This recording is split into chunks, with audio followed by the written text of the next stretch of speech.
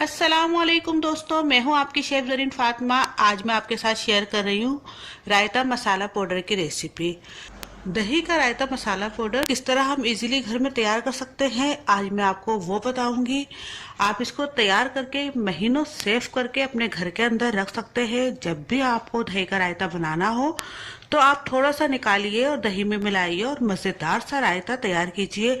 तो चलिए फिर शुरू करते हैं आज की रेसिपी। देखते हैं दही का रायता बनाने के लिए हमें किन किन चीज़ों की जरूरत पड़ेगी। बिस्मिल्लाहिर्रहमानिर्रहीम। दही का रायता मसाला पाउडर बनाने के लिए हमें सिंपल उन्हीं चीजों की जरूरत पड़ेगी जो कि हम दही के रायता बनाने के लिए यूज करते हैं। ये हमने हरा धनिया लिया है और डंडियों के साथ हरा धनिया लिया है। ये हमने एक गड्डी हरा धनिया की ली है। 5 से 6 हमने हरी मिर्चें ली हैं और उनको हमने धूप में पूरे 1 दिन के लिए या ज़्यादा 2 दिन के लिए हमने सुखा लिया था। हमने हरी मिर्चों का पेट बीच में से चाक करके उनको धूप में सुखाने के लिए रख दिया था और अब ये सूख चुकी हैं। आप देख सकते हैं कितनी ड्राई हरी मिर्चें हैं। ये 15 से 16 काली मिर्चें हैं, 1 टेबल स्पून जीरा है और ½ टीस्पून लहसुन का पाउडर है यानी कि गार्लिक पाउडर, और 1 टीस्पून इसमें हमने नमक डाला है या हस्बे ज़रूरत नमक ले लीजिए। अब सबसे पहले हम हरा धनिया को पैन के अंदर डाल के सुखा लेंगे। आप इसको धूप में भी ड्राई कर सकते हैं, लेकिन इसको मैं इस वक्त फ्रेश इसी तरीके से आपको ड्राई करके बताऊंगी, क्योंकि हरी मिर्च इस तरीके से पैन में ड्राई नहीं हो सकती, वो गीली ही रहती है। और ये हरा धनिया हो या पुदीना हो वो ड्राई आराम से हो जाता है। तो सबसे पहले हम इसको ड्राई कर लेंगे इसके अंदर।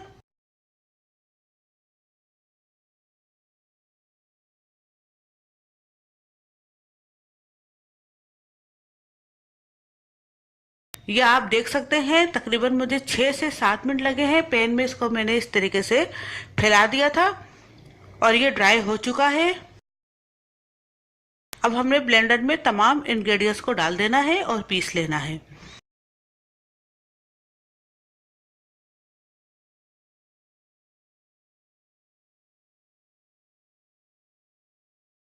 अब ये देखिए तैयार हो चुका है रायता मसाला पाउडर। आप इसको ऐसी किसी बोतल के अंदर सेव करके रख सकते हैं कि जिस तरीके से कि मैंने रखा है, या किसी एयर टाइट जार के अंदर रख सकते हैं।